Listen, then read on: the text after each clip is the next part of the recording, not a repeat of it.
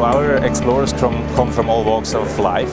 We see like firefighters using, doctors also here in Boston, but also like mothers, travelers and athletes, people who love cooking. All these people, it allows them to use hands-free. So that's one of the big advantages especially when you're on the go, when you're traveling, so you don't need to look at your smartphone. I got it last July. The most convenient use that I found for Glass is when I'm traveling. What I really like about it is I have all the power of Google Now or my phone like with Google, but I don't have to like grab it out of my bag. It will tell you information about what's around you. So you're like, oh, cool, this is right here. I can just go walk over to it. And on the converse side, there's other apps that will tell you, oh, you're in this city. You should think about seeing this if this is something that might interest you. Really wonderful navigation, which is better than on my phone when I'm driving because I don't have to fumble around with the phone and see like, oh yeah, this is how this turn works. It's definitely beneficial because I always get lost turning like the acute right or instead of like the more obtuse one. If I'm in a new place and I know where I want to go, I can just very easily get directions to it. You just activate Glass, and then as you look at the different signs, it translates it for you. The sign looks exactly the same as it is right now.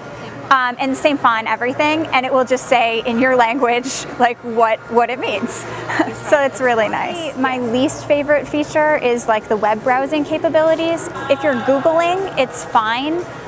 In the sense if you need a quick answer. It takes a little while to load. You definitely need to have connectivity. Like if it's not the top hit sometimes, and you know, how do you know what my top hit is versus what your top hit is if we're searching for the same thing, right? So if it's not the top hit or like the second hit, it's a little hard to get to. But the good news is, if it is one of those things, it will read the website aloud to you, which is nice because the screen is nice, but it's kind of distracting. I think if I'm like, oh, quick, let me look up this one thing, and I'm like kind of looking up at the screen. So we're excited to be in Boston and like offer Bostonians the opportunity to get a hands-on Glass. And we are here in the Cyclorama on Saturday from 10 a.m. till 6 p.m. And people just come in, get a demo on Glass, can experience what you can do with Glass, playing basketball with 9450, try WordLens for Traveler, which translates like text from a foreign language to English, and much more. So please stop by, there is space for everyone.